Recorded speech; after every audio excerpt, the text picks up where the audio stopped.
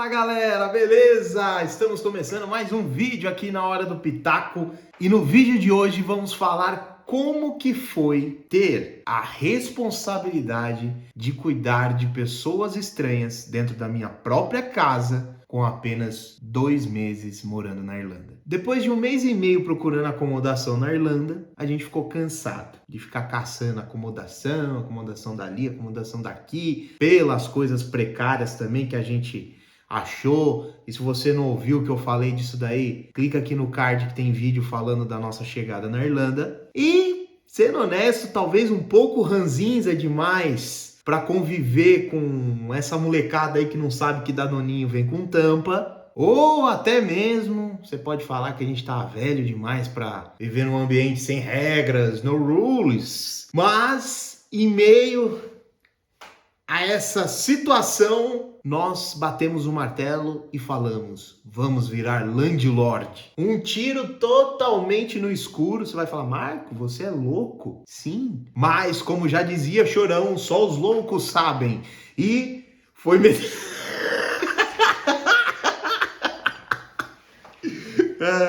Foi na loucura, meter nas caras, que a gente conseguiu passar um bom período de 8 meses na Irlanda e a gente vai falar um pouquinho dessa experiência para vocês. O que é importante entender aqui é o seguinte, como que a gente teve essa brilhante ideia? Porque sim, a gente chegou e a gente ia seguir o caminho normal, vamos dizer assim, o caminho natural. Procurar uma acomodação de estudante e ficar por lá. Mas as experiências que a gente teve com a acomodação não foi legal e a gente começou a se deparar com essas críticas das pessoas falando, nossa, se tivesse um lugar para morar melhor, porque a acomodação... E aí a gente foi pensando até com um pouco com a nossa visão empreendedora, apesar que, alerta, não ganhamos dinheiro, mas conseguimos, vamos dizer assim, ajudar assim, a amenizar as contas, ou seja, a gente conseguiu ter um conforto melhor com o mesmo valor que a gente pagaria numa acomodação qualquer no centro de Cork. Diferente do que muita gente, que a gente tinha que ficar explicando que a gente não estava ganhando dinheiro. As pessoas pensaram, agora você é landlord, tá fazendo milhões agora. Não, a ideia não era explorar ninguém, a ideia não era ganhar dinheiro, era realmente sobreviver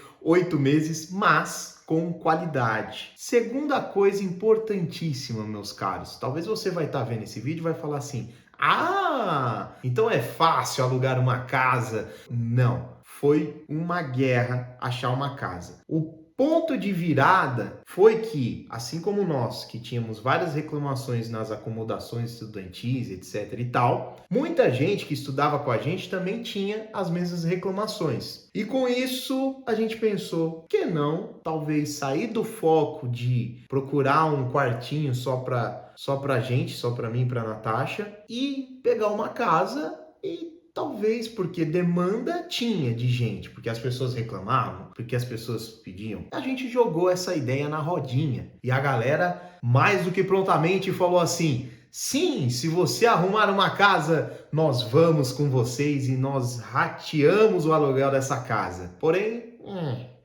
não aconteceu do jeito que a gente planejou. A gente foi, então, realmente, mudamos os nossos filtros de buscas e fomos buscar casas inteiras, que, logicamente, o valor é mais alto do que só um quarto. Mas é aquilo, a gente foi buscar casas que tinha mais de um quarto, que tinha mais de um banheiro, para justamente poder ser compartilhada com outras pessoas. Só para você ter uma ideia, meu querido, mudando o filtro de busca, foram 200 aplicações. Dessas 200, 5 responderam para fazer a visita, então para visitar e conhecer a casa. 3 realmente marcaram a visita e a gente foi visitar. E dessas 3, a gente fechou com uma. Aliás, conseguimos fechar com uma, né? Não foi uma escolha, vocês escolheram ainda. Não, foi a única que deu certo. E aí, pois bem, então encontramos uma casa com 3 quartos, olha que maravilha. Sendo uma suíte, um banheiro que era compartilhado com 2 quartos e mais um lavabo na parte de baixo. Com cozinha, sala de jantar, quintal e living room. Então assim, era uma casa legalzinha, bacana, encontramos ela. E o que a gente fez? Vamos falar com a galera da escola, porque eles queriam morar junto e compartilhar o aluguel. E qual foi a resposta? Ah, não, eu tô bem aqui agora, não sei o que lá, tal. Já anota aí, já fica como dica. Não conte com a astúcia dos outros. Se você vai se arriscar, é por sua conta em risco. Logicamente que tivemos uma exceção, porque uma moça que estava morando em uma acomodação que não estava legal, não estava limpinha e cheirava... Não vou falar isso. Não vou falar isso. Só não tava legal, não tava limpinho. É. Tinha um cheiro não agradável todo dia. Inclusive a blusa que eu emprestei pra ela voltou com o cheiro da casa.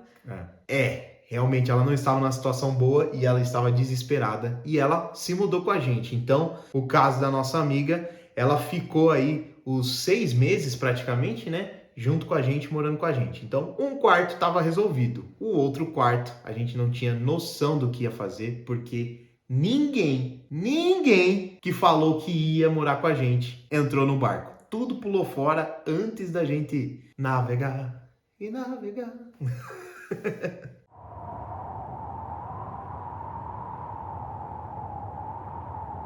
Mas assim, Marco, que loucura, cara. Que risco que você sofreu. Sim, a Irlanda, que é um país tão seguro, eu consegui correr um risco de vida que eu mesmo me coloquei, que era ficar sem dinheiro e ter que morar na rua. Mas deu certo. A sensação foi exatamente o que a gente esperava. Ter uma condição de vida normal, vamos pôr assim, estudando na Irlanda. E fica legal porque a reação da nossa amiga, quando ela pôde tomar o primeiro café dela na Irlanda, numa mesa, numa sala de jantar decente, limpa, tranquila, onde ela pôde fazer o café dela do jeito que ela gostava de fazer, com o tempo que ela quisesse e com a comodidade que ela precisava, foi assim...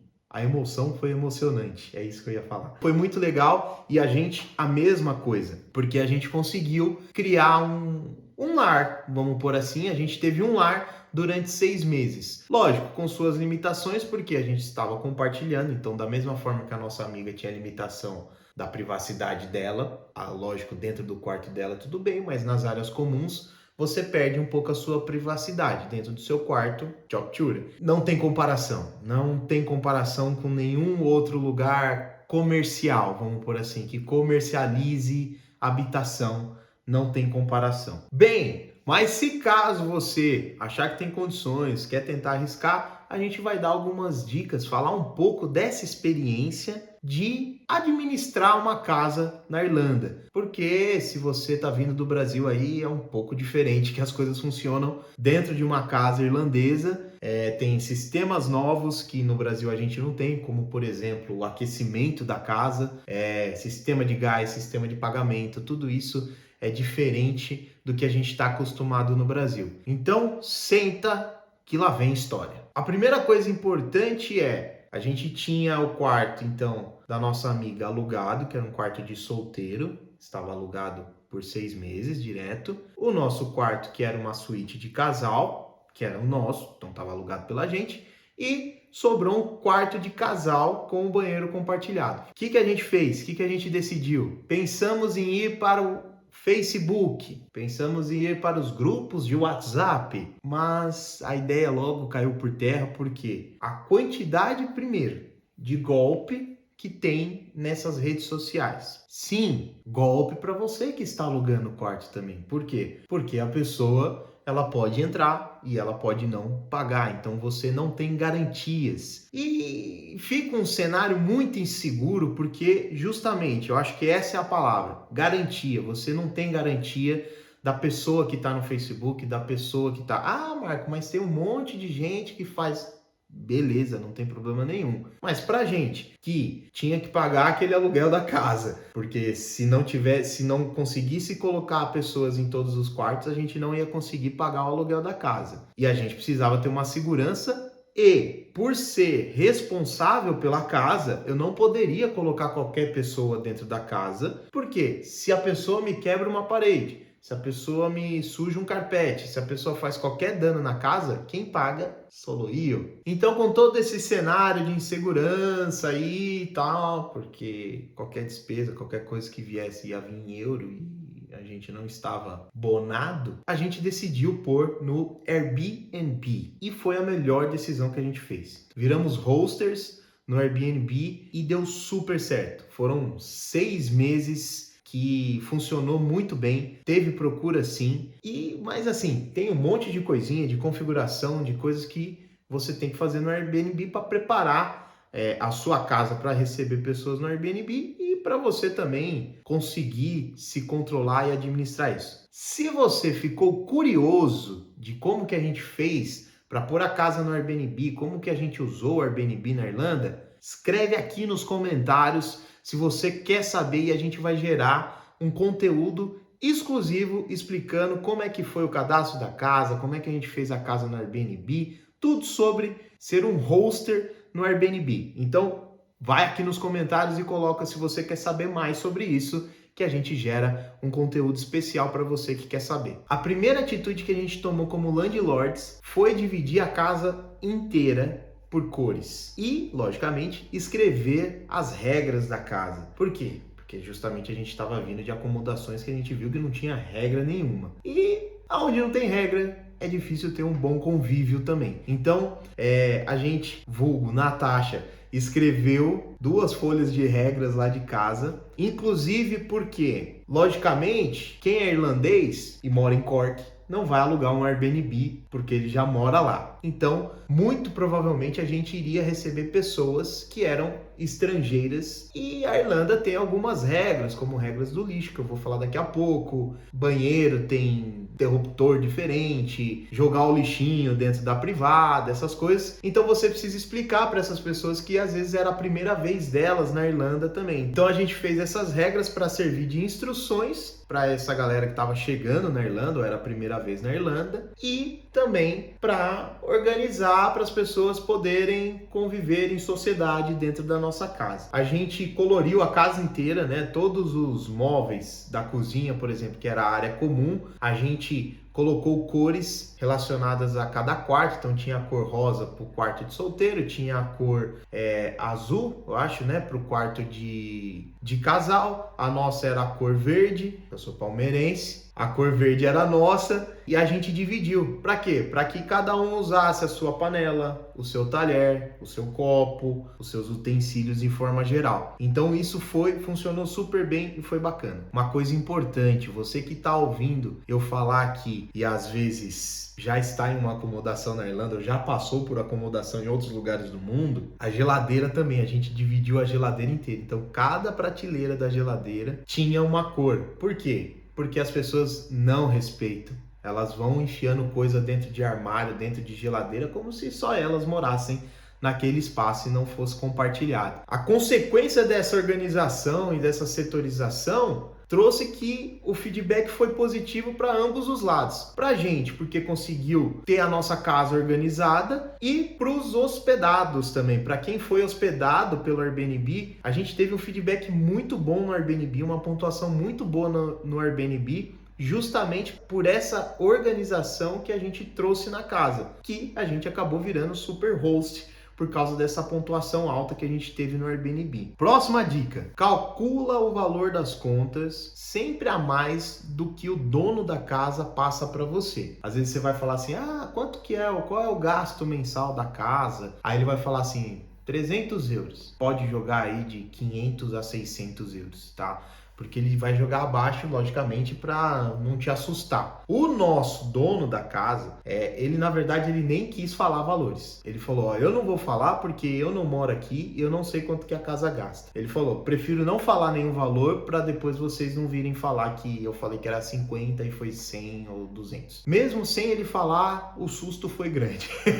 A gente sabia do pé da casa, mas a gente não levou na ponta do lápis. E ele E aproveitando o gancho de falando de gastos, você vai ver, principalmente quando você estiver procurando no Daft.ie, por exemplo, que existe uma categoria, um classificador chamado BER. BER é a sigla para Building Energy Rating, que nada mais é do que um classificador de quanto sustentável que é aquele imóvel. O nosso caso, a nossa casa que a gente alugou, ele era um BER E, categoria E, sendo que as categorias vão de A a G. Então, tendo uma casa com BR do tipo E, foi um susto. Depois de um tempo ficou bem óbvio porque que ela era do nível E, porque ela tinha um problema de isolação pesado.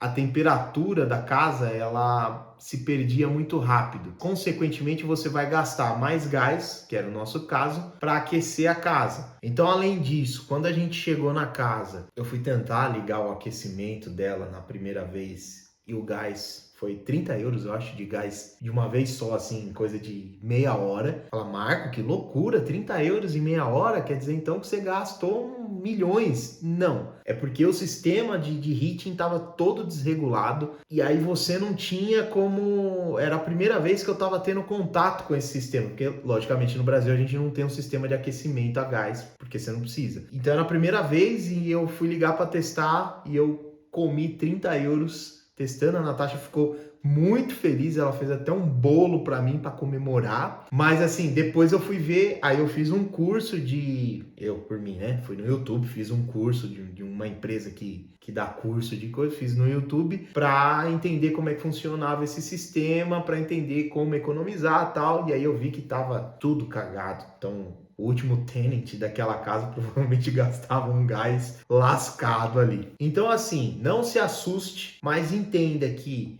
e isso é legal para você analisar quando você estiver escolhendo a casa. Primeiro, vê o BR da casa, vê a categoria. Se você vê lá que tá para baixo da letra D ou tá na letra D, já fique esperto que você sabe que vai gastar um pouquinho mais, tá? Do que uma casa A, por exemplo. Por isso que é importante você visitar a casa para você já ter esse tipo de olhar. Então, sistema é a gás, o nosso no caso era gás e era pré-pago. Dá para passar para pós? Dá, mas como a gente não ia ficar um período grande, né, de 1 ano, por exemplo, naquela casa, então não valia a pena passar para pós porque eles têm a carência lá de um contrato de 1 ano. Então a gente manteve no pré-pago. Porém, pré-pago paga-se um pouquinho mais. A energia também era pré-paga. A gente pagava um pouquinho mais, mas tinha uma vantagem, que o nosso leitor, o nosso medidor, era digital. Por ser digital, a gente tinha tudo no aplicativo, então a gente conseguia acompanhar o consumo de energia e isso ajudou demais na nossa estadia lá para conseguir controlar. Por quê? Fogão era elétrico, forno elétrico, máquina de lavar elétrica, secadora elétrica.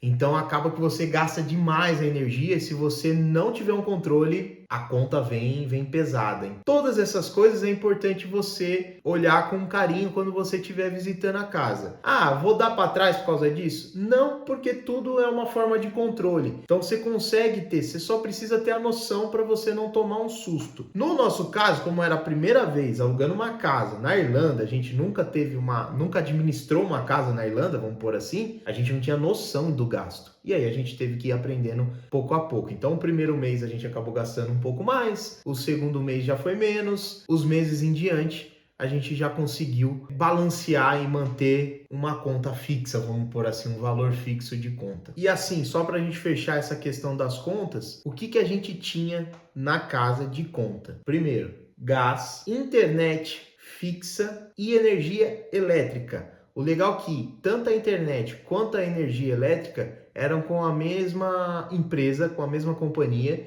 que é a Prepay. Então, como já era pré-pago e já tinha a Prepay instalado, a gente só mudou aí para minha titularidade e colocamos a internet fixa, que era boa. A instalação foi rápida também, eles instalaram, levaram o modem. O modem era bom, bem bacana, valeu a pena. E uma novidade, lixo, todo lixo, pelo menos de Cork, eu acho que da Irlanda inteira, será? Bem, o lixo lá na Irlanda, principalmente em Cork, é empresa privada que faz a coleta dele. Você tem a possibilidade de levar o seu lixo para o centro de coleta, mas aí você vai ter que carregar. No nosso caso, a gente não tinha carro, ia ficar meio estranho a gente andando com um monte de saco de lixo no ônibus para levar no centro de coleta, porque era distante. Coisas importantes sobre o lixo. O lixo ele é seletivo, então você tem general waste, lixo descartável, papel, lata e plástico seco, vidro e orgânico. Para falar a verdade, de todas as contas, o lixo era o mais barato. A gente pagava na média de 35 euros por mês e a coleta eles davam um calendário de coleta que cada semana eles passavam coletando. Então, para falar a verdade, dentro das contas, não era o mais barato de todos. O gás e a elétrica é o que acaba consumindo um pouco mais o seu din-din. Bem, cada despesa dessa, cada coisinha dessa daí dá um assunto para um vídeo novo. Então é justamente isso que a gente vai fazer.